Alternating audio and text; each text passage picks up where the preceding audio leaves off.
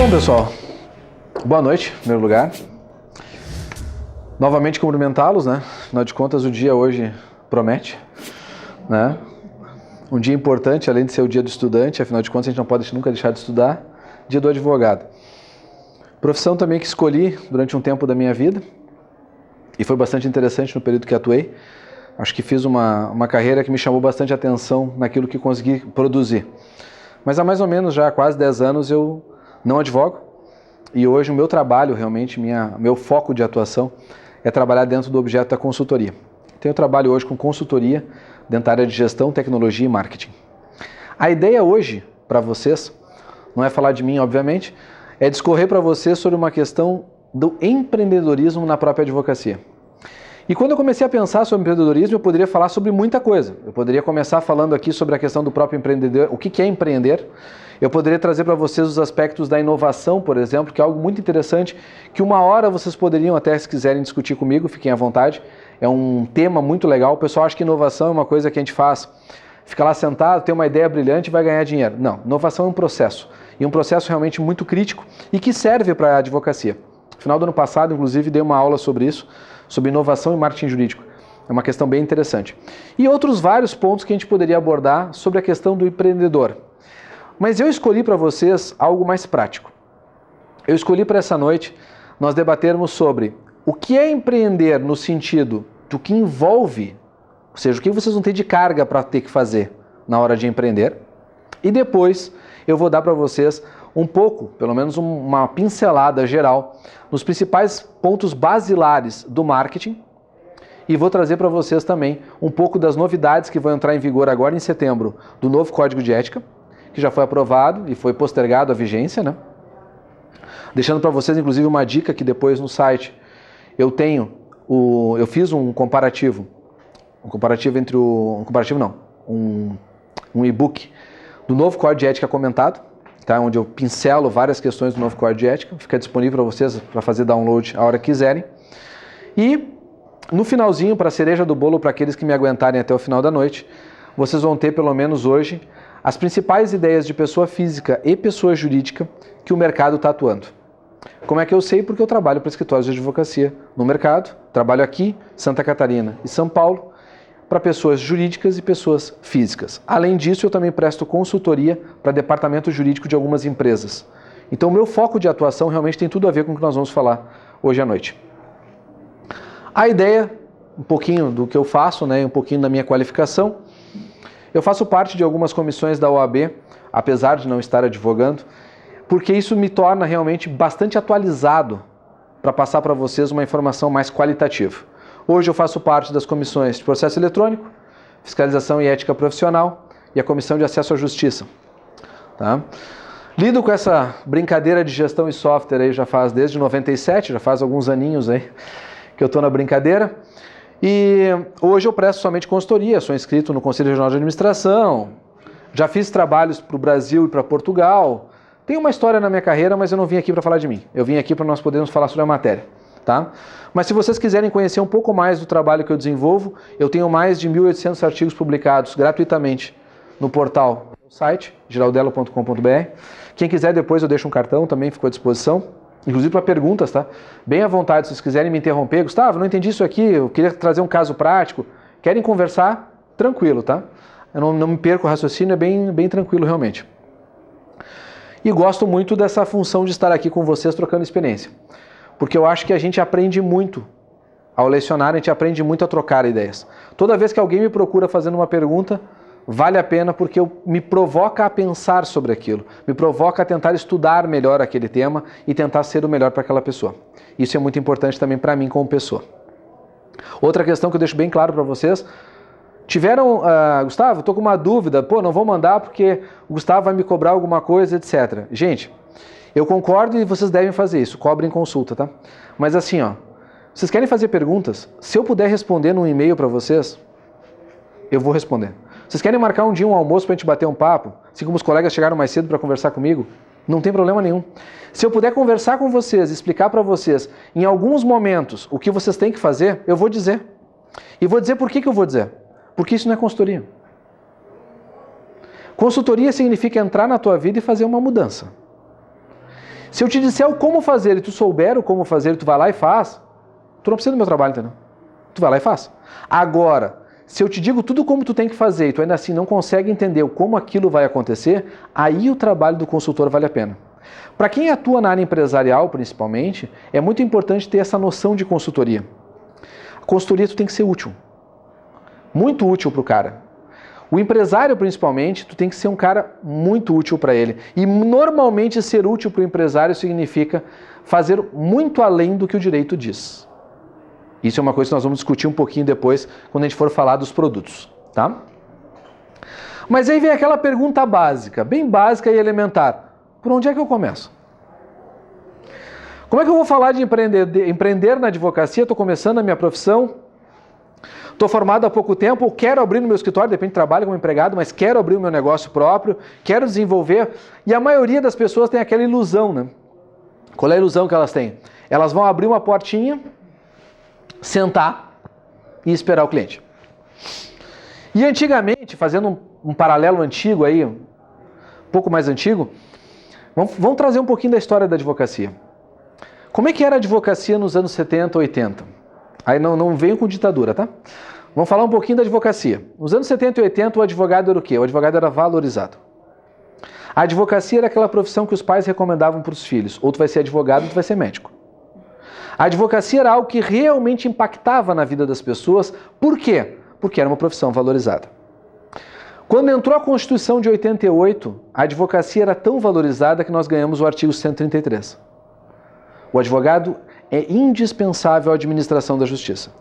Só que o judiciário, ao longo desses anos todos de Constituição, esqueceu disso, tá? Isso a gente sabe disso, a gente tem que estar lembrando ele toda hora, porque eles continuam achando que nós não precisam de nós, o juizado especial, assim como eles estão agora dizendo que não precisam de nós em várias outras coisas, que algumas delas vocês nem sabem o quanto de processo tem no CNJ e até no STF, em que a OAB briga literalmente, judicialmente, para não tirarem aquele artigo e para não desvalorizarem a classe.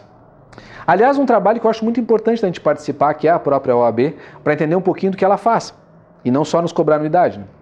Mas, de qualquer forma, o que eu acho importante traçar nesse paralelo é que depois da Constituição de 88, as questões no Brasil mudaram. Nós tivemos lá a questão do Collor, e depois da era Collor, principalmente depois do impeachment dele, tá? Quando a economia voltou a ter um pouquinho mais devagar ali em 94, a partir dali, um pouquinho antes na verdade, mas naquela época, naquele imbróglio ali, nós começamos a ter alguns problemas. Quais foram os principais problemas que a gente começou? A advocacia começou a se transformar numa coisa que ela nunca se imaginou. Até aquela época, nós tínhamos o advogado de família. Nós tínhamos aquele advogado que tu dizia, ó, esse aqui é o advogado da minha família. O que esse cara faz? Qualquer coisa. De família, crime, acidente de trânsito, trabalho, não importa. O que cair na rede é peixe, ele é o advogado da família. E Deus o livre o doutor fulano de tal não ir na delegacia para resolver, ele nem lembra mais das aulas de penal. Mas Deus o livre, ele não ir na delegacia para resolver o filho lá que bateu não sei quem está preso. O advogado de família era o que existia nessa época. O que aconteceu nos anos 90, e não vamos entrar no cenário político, vamos entrar no cenário da advocacia. O que aconteceu nos anos 90 foi uma revolução para a advocacia. A advocacia começou a se especializar nos anos 90. E nos anos 90 começaram a surgir o quê? Áreas de atuação. Foi ali que começou a se falar, agora eu sou um advogado tributário. Agora eu sou um advogado trabalhista. Agora eu sou um advogado de família. Tu quer procurar um outro advogado que faça outra coisa? Tu procura, porque eu sou especialista nisso. Eu sou bom nisso. Não pensem que foi só a advocacia que mudou. Mudou também recursos humanos, que naquela época não se chamava recursos humanos, chamava departamento pessoal. Depois virou recursos humanos. Gestão de pessoas, até gestão de ativos já chamam hoje.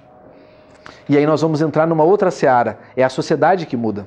Lembram daquelas aulas que vocês tiveram lá de direito, em que vinha aqueles professores xarope, e vocês não sabiam nada de direito, e eles diziam para vocês assim, o direito é uma nuvem. Quem nunca ouviu isso, né? O direito é uma nuvem que está aqui em cima e lá embaixo acontece um mundo dos fatos. E quando acontece alguma coisa que precisa do direito, o direito vem de cima e aplica embaixo. Introdução ao estudo do direito. Alguém lembra disso? Pois é. Neste princípio aqui da introdução ao estudo do direito, que vocês aprenderam na faculdade lá atrás, está o princípio que nós deveríamos obedecer hoje. A sociedade mudou. O direito também vem mudando. Só que, assim como vocês escutaram lá em IED, o direito muda muito lentamente diante da sociedade. A sociedade evolui muito mais rápido do que o direito. Tanto assim o é que o novo Código de Processo Civil, que eu vou dar alguns exemplos para vocês hoje sobre ele, e vou dar alguns exemplos para vocês do novo Código de Ética que vai entrar em vigor, já está desatualizado em alguns pontos. Já está. Mas deixa eu terminar o paralelo da história, senão vocês vão ficar perdidos, porque eu viajo muito na maionese, eu vou para cima e para baixo. A história está lá nos anos 90, nós começamos a especializar a advocacia. A advocacia foi especializada e começou a surgir. E qual foi o imbróglio que surgiu no final dos anos 90? Pô, eu sou um advogado tributário. O cara me procurou, ele tinha uma ação trabalhista. Não pego. Mas ele procura outro advogado. E esse outro advogado faz tributário e trabalhista. E daí? Eu perco o cliente. E aí, nos anos 2000, mais ou menos, início de 99, 2000, surgiu o quê? O conceito de advocacia full service. É antigo, né? Sei que vocês ouviram falar disso, mas faz tempo que tem. Advocacia full service. O que era advocacia full service? Não, o meu escritório trabalha com diversas áreas do direito ou todas as áreas do direito. O meu escritório, tu pode vir, matou aqui, nós somos como nós éramos antigamente, só que agora são vários profissionais especializados nas áreas. E parecia que estava resolvido o problema. A advocacia full service ia dominar o mercado. Foi lá naquela época, embora... Já ouviram falar de Susskind? Susskind escreveu um artigo, ele escreveu um livro chamado The End of Lawyers, O Fim dos Advogados. Eu já escrevi em cima do livro dele mais ou menos uns 2 ou 3 artigos no meu portal, porque na verdade ele fala uma coisa muito interessante, ele traz um paralelo assim, a advocacia vai acabar, ele começa o livro assim. E aí todo mundo se pergunta, meu Deus, se a advocacia vai acabar? Não, gente, como é que um mercado vai acabar se desde antes que tu nasce e depois tu morre tu tem direito? Não vai acabar. Só que vai acabar a maneira tradicional de ver a advocacia. Isso vai acabar. E foi isso que ele nos trouxe naquela época. E a advocacia é tão mutante que ela vem mostrando isso. Nos anos 2000, full service. E aí veio vindo uns bons anos de full service e todo mundo feliz, escritórios crescendo, contratando pessoas e criando áreas de atuação diversificadas. Antes de 2010, 2008, 2009, com a crise de 2008, se pegou muito isso. O que começou a acontecer nos escritórios de advocacia? O full service já não serve mais. As grandes empresas começaram a entender o seguinte, principalmente as grandes, esse movimento aconteceu, e as médias, um pouco. Antes eu tinha um escritório de advocacia que eu ligava para o sócio. Antes eu tinha um escritório de advocacia que eu comentava com ele as coisas e sabia do meu processo. Agora nessa banca, full service, quem me atende é um júnior, ou é um cara que não tem a menor noção do meu processo e cada dia um. Eu não quero isso. E aí o que os grandes começaram a fazer? Pararam de contratar escritórios grandes e começaram a contratar escritórios médios ou pequenos. Esse movimento que aconteceu ali por volta de 2008, 2009, 2010, um pouco em relação à crise, por causa de valores, mas também por uma procura mais desesperada pela figura do advogado, existe até hoje. Desde 2012, existe uma pesquisa nacional que fala de remuneração e contratação das empresas para os escritórios. E quando eles perguntam para as empresas todos os anos por que vocês contratam e por que vocês demitem escritórios de advocacia. E todo mundo nessa sala vai me dizer a mesma coisa ou vai chegar próximo dessa conclusão. É preço, Gustavo? Não é. Preço geralmente fica por volta de 5º lugar. 4º, 5º lugar. O número 1 na contratação das empresas para um escritório de advocacia que não sai da primeira cabeça se chama disponibilidade. Tanto assim o é que os escritórios de advocacia grandes deste país, desde mais ou menos 2012 e 2013, mudaram de full service? Não, eles continuam full service, mas eles mudaram a forma de atender clientes. Eles se assemelham muito hoje a agências de publicidade. Como é que funciona uma agência de publicidade? Ela trabalha com carteiras. Então o que eles montaram? Eles montaram a advocacia full service, mas agora na área tributária eu tenho uma carteira que é gerida por um sócio líder e uma equipe. E quem é que a empresa procura? O sócio líder. Não mais a equipe. O sócio líder. Como se fossem 10 escritórios, que são 10 áreas, 10 escritórios. E dependendo da área de atuação, inclusive mais de uma divisão dentro da própria área. Por que um Demarest da vida, um Tosini Freire teve que fazer isso? Porque ele está perdendo mercado. Ele está perdendo mercado para o médio, ele está perdendo mercado para o pequeno, porque as empresas querem atendimento. E aí muitos de vocês podem me olhar e dizer o seguinte, mas Gustavo, eu não quero saber de empresa, eu trabalho pessoa física. Pessoa física é 10 mil vezes pior do que empresa nesse quesito. A personificação do advogado, e é aí que eu quero chegar na minha história toda, nunca se perdeu desde os primórdios. Eu estou falando dos anos 80 até 2016 e estou chegando na mesma conclusão. Nós continuamos na figura do advogado e na importância da figura do advogado. Só que o grande problema qual é? Nós não nos valorizamos como advogados. Em pleno dia do advogado, que é hoje, eu vejo colegas se manifestando em rede social, xingando a própria profissão que escolheram. Eu vejo os próprios colegas só reclamando dos resultados que têm, mas não caminham por caminhos diferentes. O que eu não vejo e falta, e aí o jovem advogado vem salvar a gente nisso, é o quê? É o brilho, é a gana pela profissão, é entender que a advocacia não é uma profissão, como disse Sobral Pinto, de covarde. Porque não é. Talvez seja realmente a mais nobre das profissões, embora muitas outras, inúmeras outras, são igualmente nobres. Mas a advocacia como um todo é uma profissão que quando tu escolhe, ela te traz o quê? Ela te traz mais do que um resultado financeiro. Ela te traz o ideal de justiça, que é um ideal. Se tu vai alcançar ou não é outra história. Eu comecei hoje o meu dia dando um bom dia, porque eu participo de trocentos grupos de WhatsApp. Imagina, cada escritório que eu vou, eu monto um grupo, aquela função toda, e mais os amigos, e mais não sei quem, trocentos grupos de manhã cedo. E eu tenho um hábito, é característica minha, eu gosto de escrever, eu tenho um hábito, de vez em quando eu me inspiro, de mandar bom dia. Escrevo alguma coisinha e mando um bom dia. E hoje não foi diferente, porque hoje, no dia do advogado, eu não tinha nem como me furtar de estar inspirado em escrever alguma coisa. E eu comecei o meu bom dia de hoje, que é um pequeno poema, dizendo o quarto mandamento do advogado, que diz: luta. O teu dever é lutar pelo direito. Mas no dia em que tu encontrares o direito em conflito com a justiça, luta pela justiça. Esse é o quarto mandamento do advogado. Vocês podem ler todos, né? Kocher escreveu isso há muito tempo.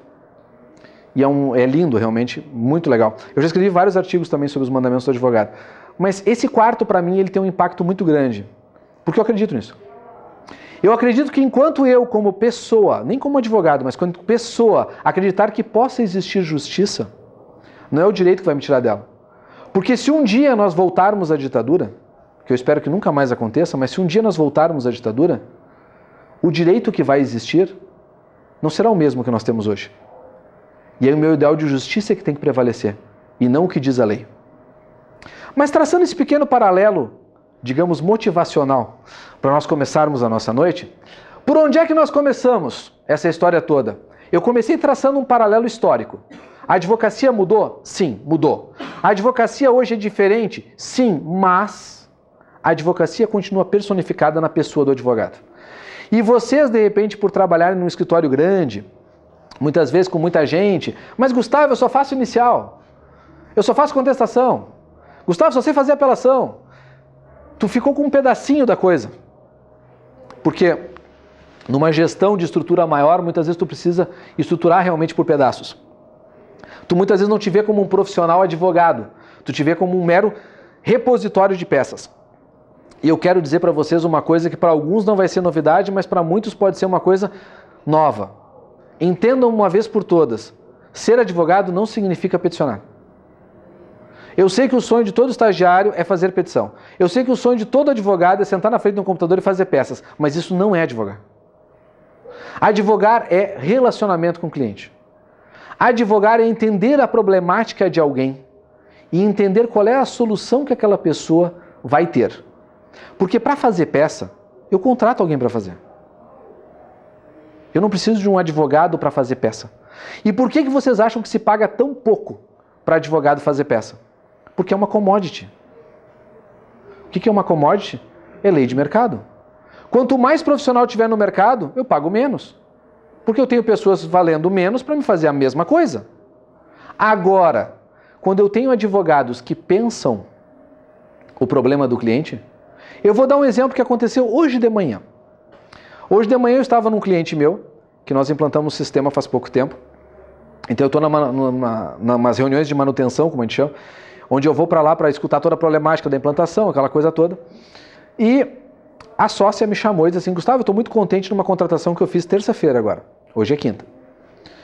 Contratei uma menina que veio de um escritório de reclamada, e eles são um escritório que trabalham só na área trabalhista reclamante, específico, não trabalham com outra área, trabalham só com trabalhista reclamante. E eu estou muito satisfeita porque botei ela para fazer peças, ou seja, foi contratada para peticionar. E eles têm 12 profissionais, tá? Dentro do escritório. Então tu imagina, tu tem 12 profissionais dentro do escritório e chega uma menina que tem pouco tempo de formada, não tem muito tempo, sentou no escritório e foi fazer a primeira peça dela e entregou para a sócia para revisão.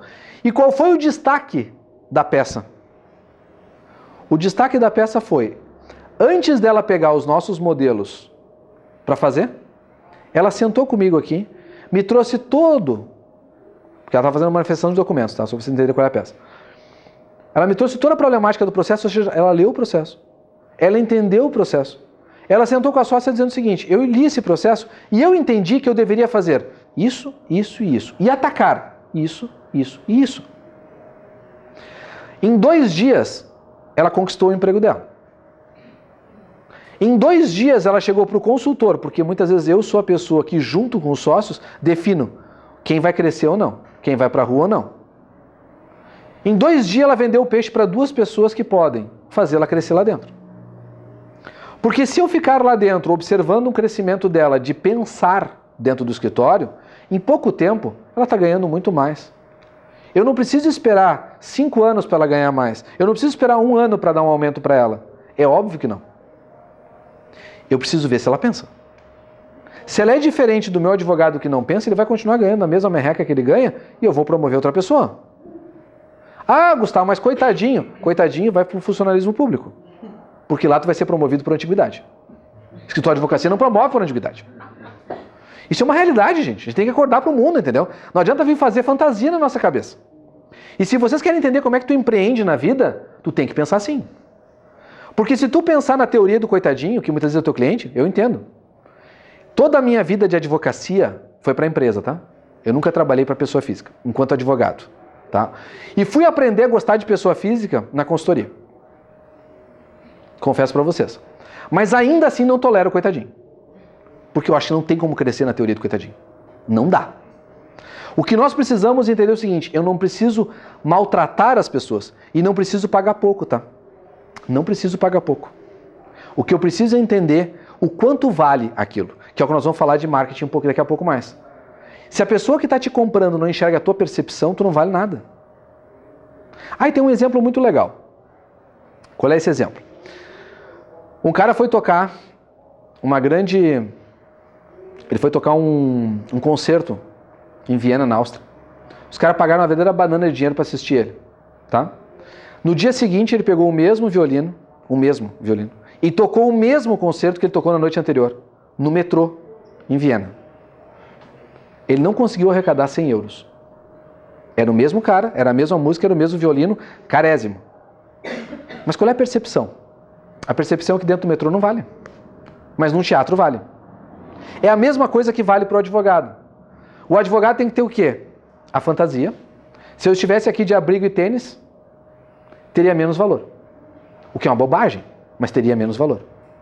E é uma bobagem já escrita há muito tempo, porque tem o famoso livro de todas as Miss, que é o Pequeno Príncipe, já dizia isso. Exupéry já escreveu isso no século passado. Quando o cara que descobriu o planetinha B612 foi lá e foi apresentar sua descoberta do planetinha B612 e não estava de terno. E ele foi ridicularizado por todos os astrônomos da época. E disseram para ele, depois de muita insistência, que ele botasse um terno. Ele botou o terno e foi apresentar o planetinha. E o planetinha, de novo, foi aplaudido por ter apresentado o planetinha porque ele estava de terno. Era a mesma pessoa, era o mesmo planeta, era a mesma teoria. O que modificou? A roupa. E numa sociedade como nós vivemos, mais ainda isso é importante. Percepção. Se vocês querem empreender na carreira de vocês, entendam que a única coisa que um advogado tem é o nome. E em cima desse nome ele faz a marca jurídica dele. A partir do momento que ele começa a fazer a marca jurídica dele, ele vai ter que se preocupar com outras coisas, que é o que eu vou passar agora no próximo slide, vocês vão ver. Ele vai ter que se preocupar com outras coisas. Mas primeiro é a marca dele. E a partir do momento que ele identifica a marca dele, ele tem chance de estar no mercado. Se vocês não identificarem a marca de vocês, não criarem valor para a marca de vocês, vocês não têm chance de ficar no mercado. E criar percepção de valor para as pessoas significa, os meus posicionamentos são mais formais muitas vezes. Vamos lá, dica prática de novo. Para a gente entender aquela questão prática. Eu faço um exercício nos escritórios de advocacia quando eu dou treinamento interno de marketing, que eu acho muito divertido. Eu dou as palestras e as aulas de marketing para eles e digo, bom, agora eu vou pegar um quadro, como esse aqui, vou deixar em branco, e cada um do escritório eu quero que me diga um caso, se tiver cada um, ou pelo menos alguns vão me dar algum caso que tenha de contatos que as pessoas têm. E por que eles não conseguem abordar esses contatos para trazer para dentro do escritório? Então, um caso prático. E eu vou dar a solução de como fazer. O que mais aparece, e é por isso que eu estou dando a resposta para vocês, o que mais aparece, que é uma coisa muito comum para o jovem advogado, é o quê? Como ele é jovem, está formado, 20 e poucos anos, 30 e poucos anos, o que acontece? Ele vai olhar para o mercado e quem é que ele conhece? As pessoas de 20 e poucos anos, 30 e poucos anos. Então ele não conhece o dono da empresa, ele conhece o filho do dono. Ele não conhece muitas vezes uma pessoa que é tão influente, mas ele conhece o filho, o sobrinho, o amigo e o parente daquela pessoa. E aí ele se pergunta, mas Gustavo, como é que eu chego naquele outro lá se eu só conheço esse aqui? E aí que vem a resposta. Tu precisa fixar a tua marca para aquele lá, porque aquele lá, como é que ele te enxerga?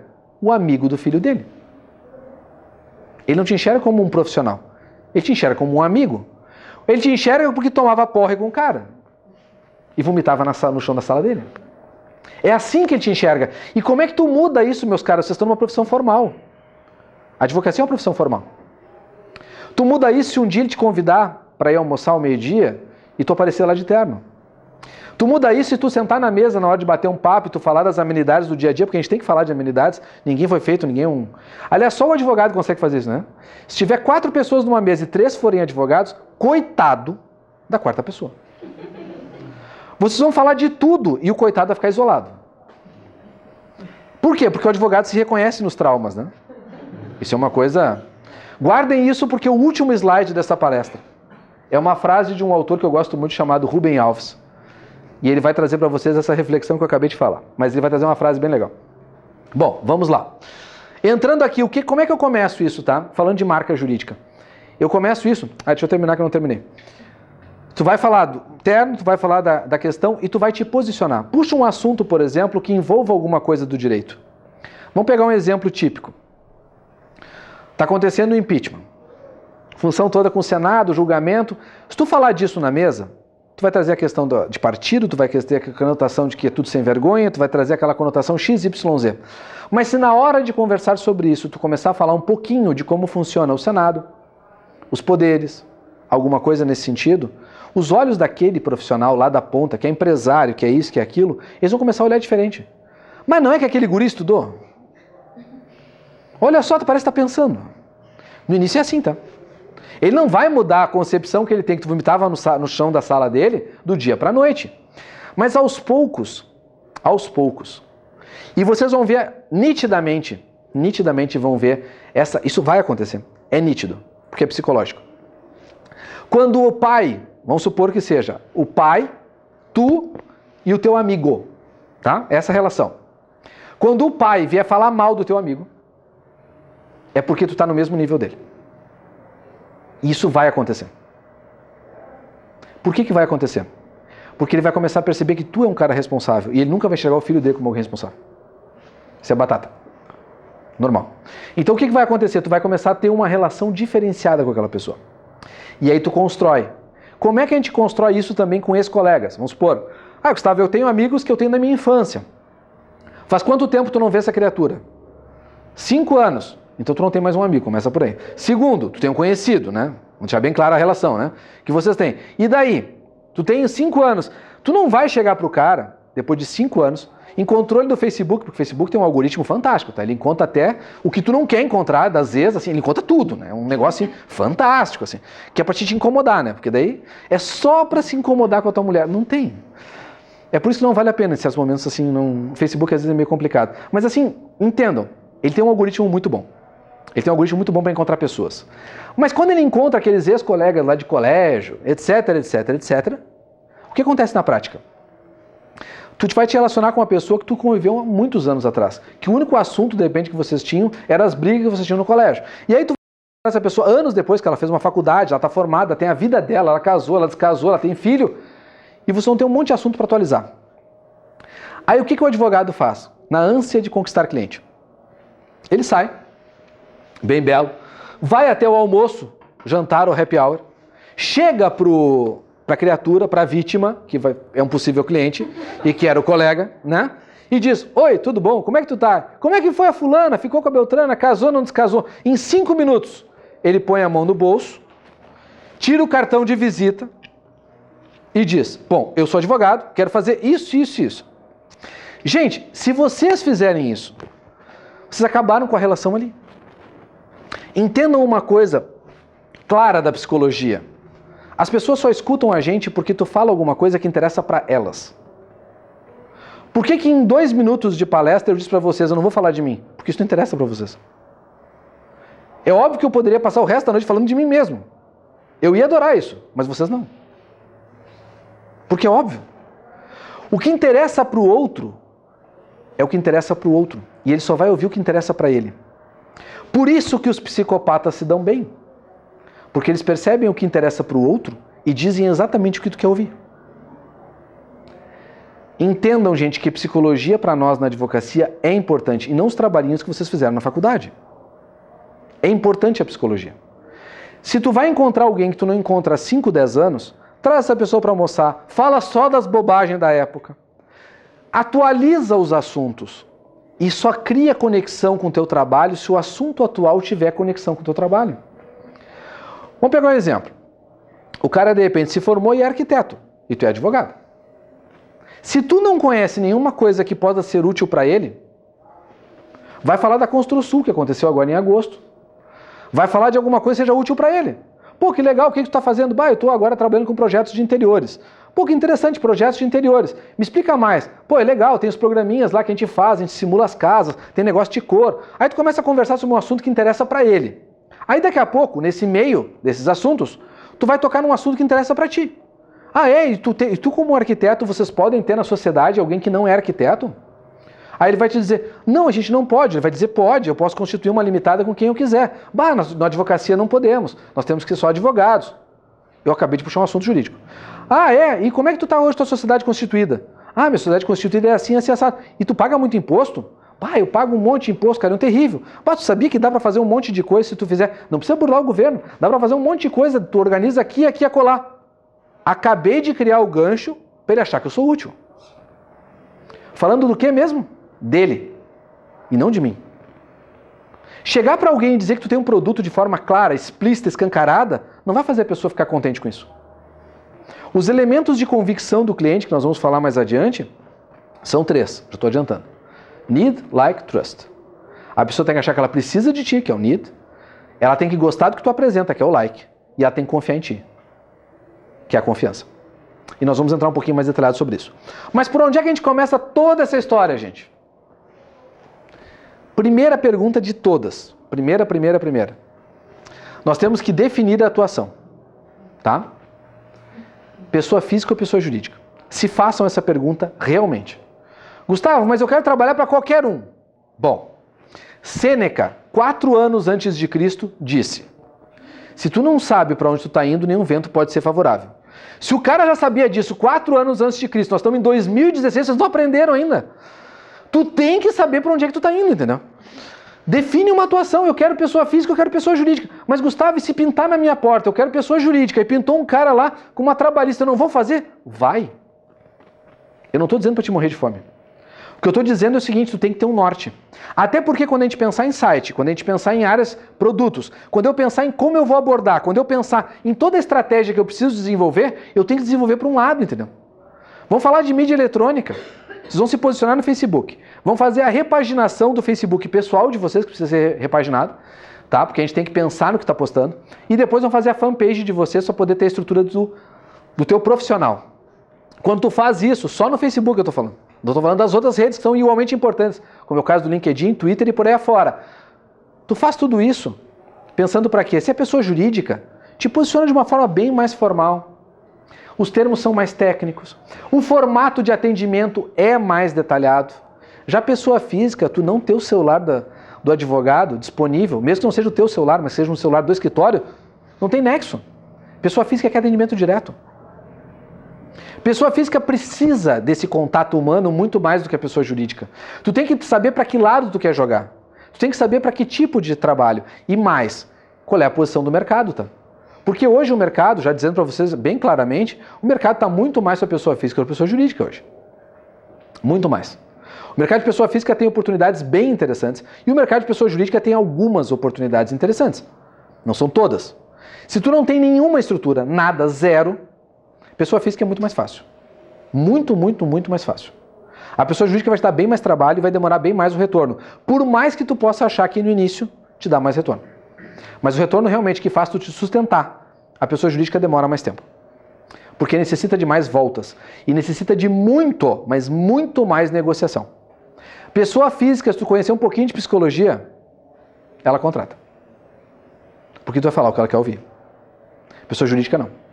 Pessoa jurídica, por mais que tenha uma pessoa como interlocutor, ele está pensando em quem? Ele está pensando no terceiro, que é a empresa, que é um monte de funcionário, é o custo que ele tem e uma série de outros fatores. A pessoa física não. Ela entra por aonde? Ela entra pela possibilidade de resultado ou pela dor que ela tem. Como é que um advogado trabalhista se posiciona? Reclamante. Nós vamos pegar o fígado daquele cara. Ele fez assédio contigo com certeza.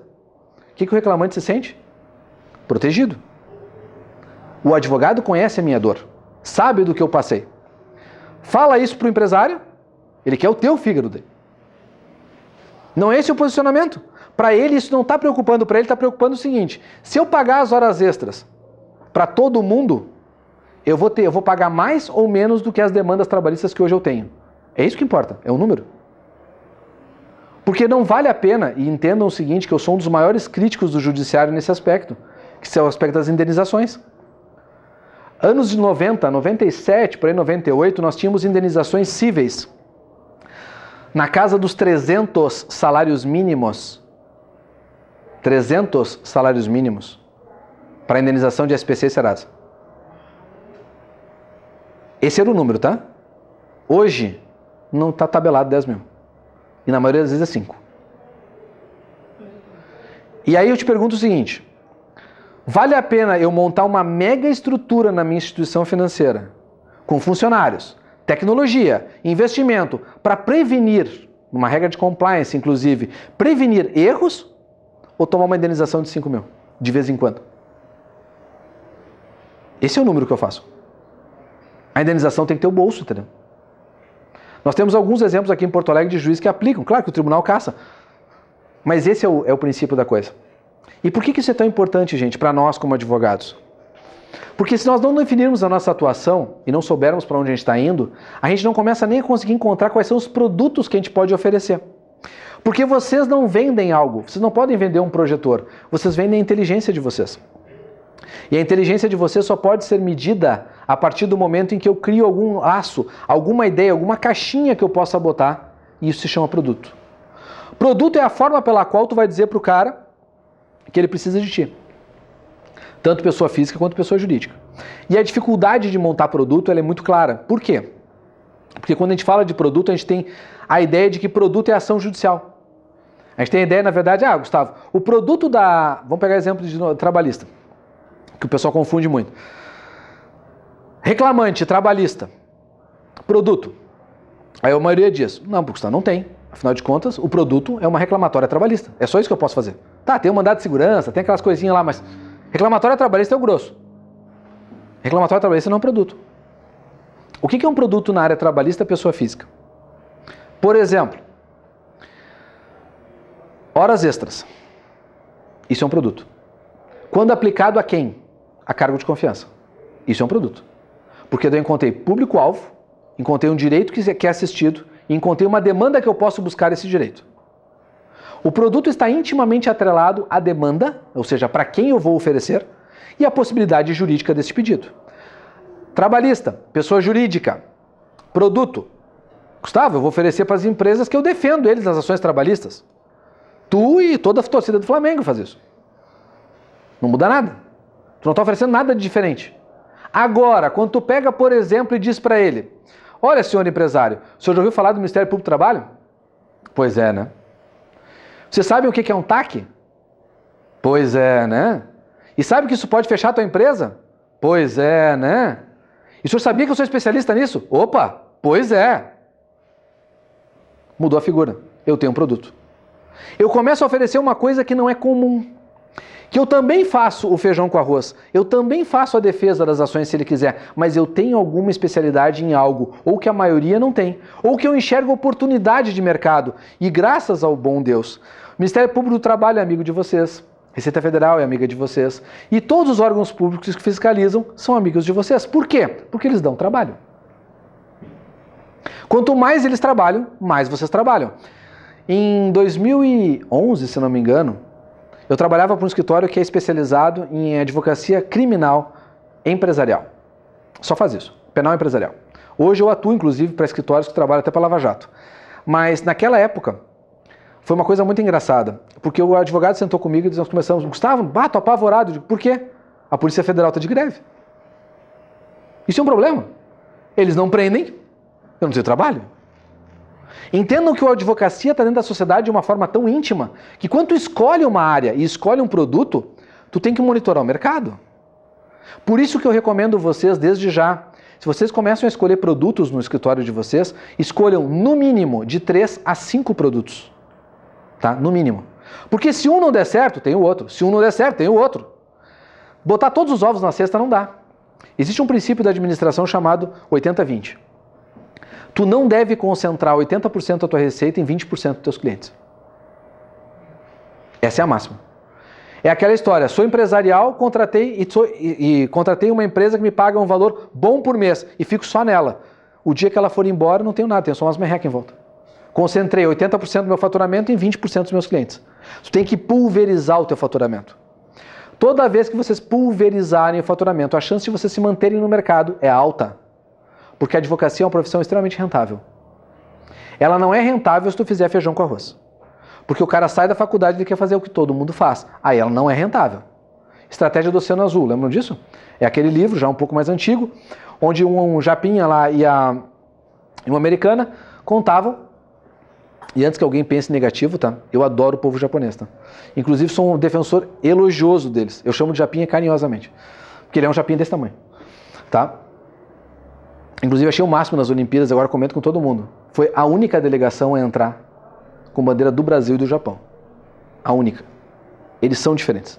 Eles têm um apreço pela cultura que é um troço impressionante.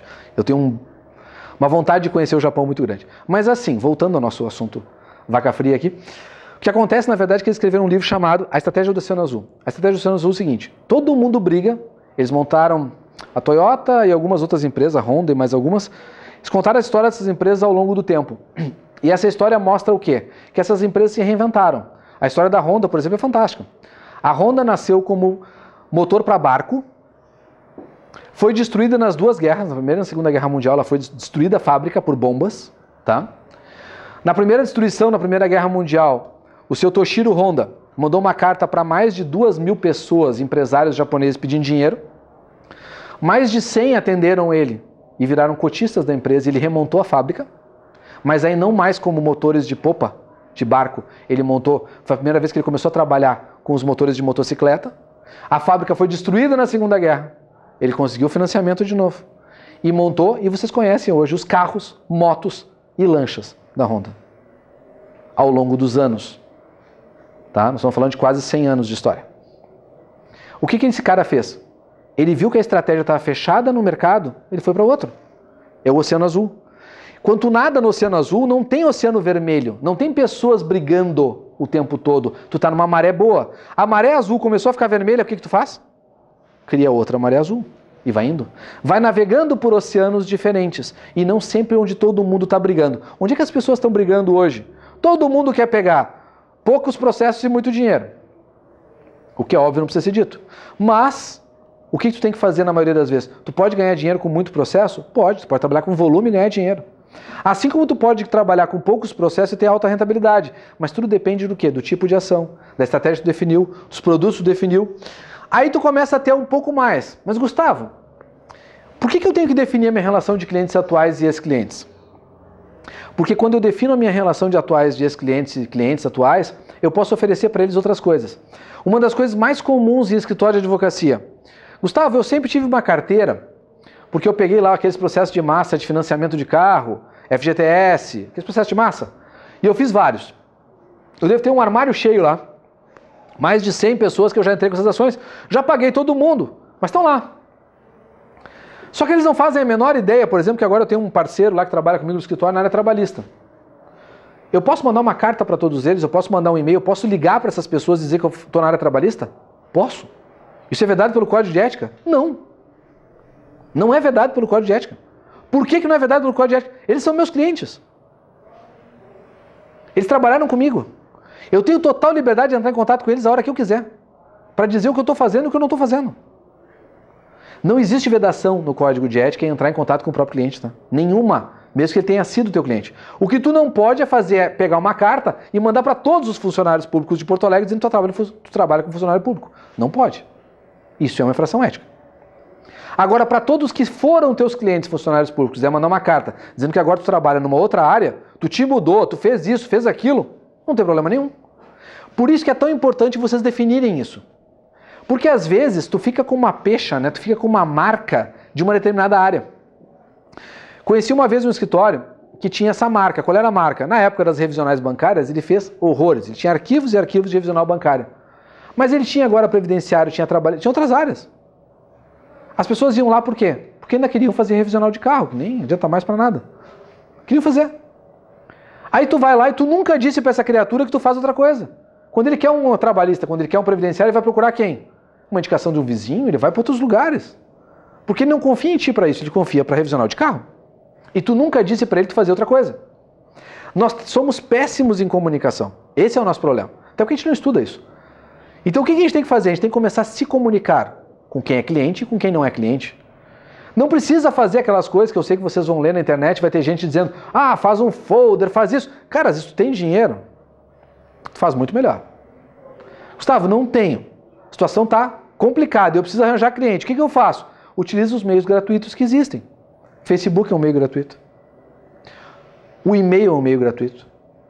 Hoje, se tu tiver um Gmail, tu registra o domínio do teu escritório, tá? Tu vai pagar R$ 59,90, hoje que deu uma encarecida no dólar, antes era 30 pila, tá por volta de 50 e poucos reais, um domínio por ano, da tua marca, né? Bonitinho, lá o meu giraldelo.com.br custa isso, tá? Eu boto no meu Gmail, que eu faço um gratuito, configuro o domínio, mando como Giraldelo dentro do domínio gratuito, boto minha logomarca ali, que é uma imagem, e tô com todas as características de ser um mega escritório. E não tem nem sala. Entendeu? Porque tu pode te vender na internet sendo uma baita coisa, por isso que as pessoas morrem, porque vão fazer esses encontros às escuras aí. Eu não posso falar, tá? Com minha mulher, conheci pela internet. Estamos bem felizes há 11 anos, então deu tempo. Mas assim, nem todo mundo tem sorte, né? Acontece, tá? Mas o que eu digo pra vocês? A internet é um meio que dá pra fazer muita coisa. E dá pra criar a aparência de. Porque hoje, se tu não tem um registro de domínio, tu manda um Gmail para um cliente, tu tá depondo contra o teu profissionalismo. Tu tem um Hotmail, pior ainda. Porque ainda vem na cabeça das criaturas mais velhas o MSN. Pior ainda, tá? Então assim, ó, tu quer te profissionalizar, tenha um domínio próprio, porque não é caro. Se fosse uma coisa megalomaníaca, tu teria que pagar R$500 por mês, bom, é diferente, entendeu? Nós estamos falando de 60 pila por ano, né? Se não consegue pagar os 60 pila por ano, bom, aí também, né?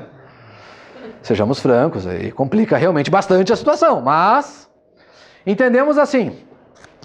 Outra questão que é importante, às vezes tu tem no teu escritório, tu e teu sócio e mais uma secretária. Aí os caras desprezam a secretária, desprezam o estagiário. Gente, não desprezem as pessoas. O CEO de uma empresa antes era com quantos anos? 50? 40? E hoje, na casa dos 30?